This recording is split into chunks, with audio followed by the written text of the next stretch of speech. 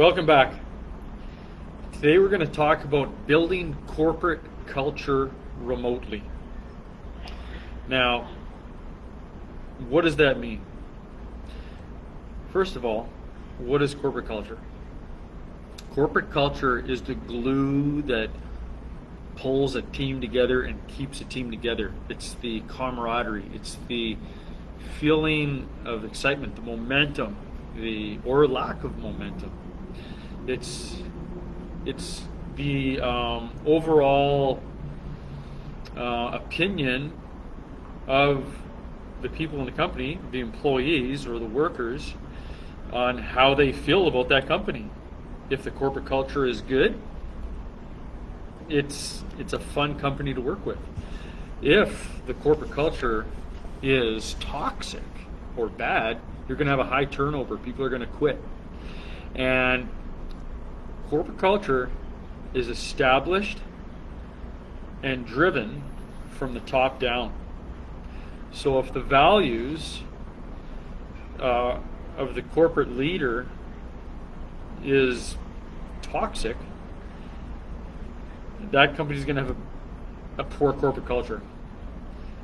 On the other hand, if the corporate culture is good and exciting and excellent and productive and a lot of momentum, then that's driven from the top down also, because the leader of the company creates the values.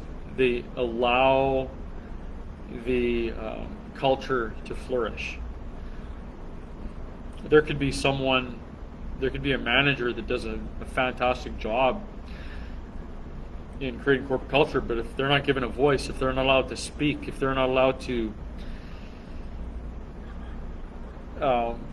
put their values into that company as a whole, the corporate culture will not benefit on a global level for that company.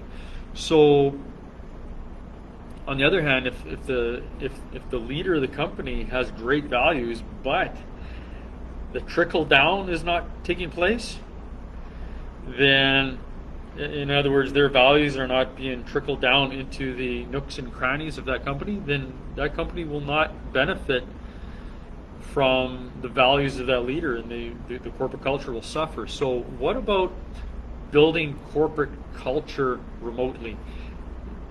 When we say this, we're referring to outsourcing teams.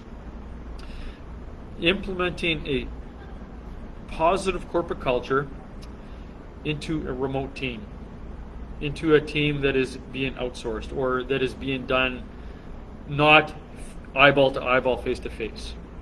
So it may not be offshore, it could be a local team that is done remotely, where everyone is working from home, for example, or different offices across the country. And when it comes to offshore, that includes across the world. So what are the key elements of that? Well, I got a couple books that I can recommend. The first of which, this one here. Don't let the cover fool you. It's called The Ultimate Sales Machine by Chet Holmes. It's not all about sales. He goes into detail on how to conduct weekly team meetings, and these weekly team meetings can be done by video, which is absolutely essential to creating a remote corporate culture. Is video weekly meetings. This book here that I read, I learned the idea of daily huddles by video. Now you can do daily huddles in person, but we're talking remotely, it's by video. It's the best tool. If you think about what are the best ways to communicate, is face to face, right? But we're talking remotely here, so what's the next best thing? That's video. And although video is not the same as face to face, it is the next best. It is the next best thing, and it is extremely effective in establishing corporate culture. Establishing and maintaining a corporate culture remotely without video, I I don't believe it's going to be possible. You have to have video if you're going to do it remotely. This gives you the visual element. This allows you to read emotions on people, read their excitement as they're speaking, and hear their voice. Now with the in-person, you also get the touch. You can shake hands, you can hug,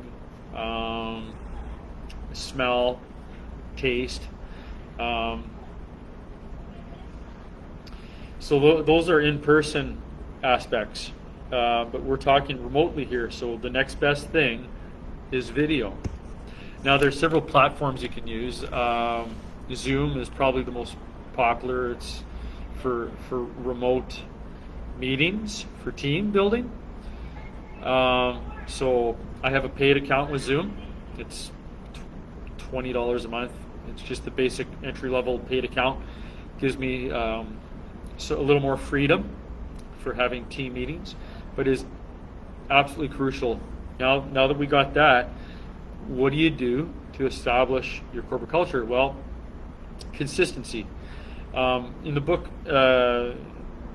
Ultimate Sales Machine by Chet Holmes, when he talks about having the weekly team meetings, the great thing about that book is there's one section of the book where he talks about different themes for a team meeting, different topics, things you can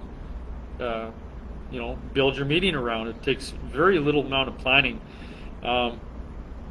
One of the basic things you can do, what I do with our team, with our Done For You services, and what I teach our do-it-yourself and Done With You clients for remote team culture building is you have 5 meetings a week. 4 of them are huddles, 15 to 30 minute huddles. Let's say on Monday, Tuesday, Wednesday, and Thursday, you'll have a 15 to 30 minute huddle just to cover that day, to pull the team together, talk about hot issues, ask for feedback. Everybody share what their objectives are for that day or that week.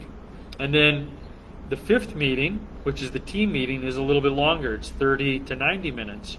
And that's where we issue weekly assignments, get more in depth with projects that the team is working on. Maybe do a little bit of a workshop right there on the meeting because you have that more time. So that's what we do, and that's what I recommend.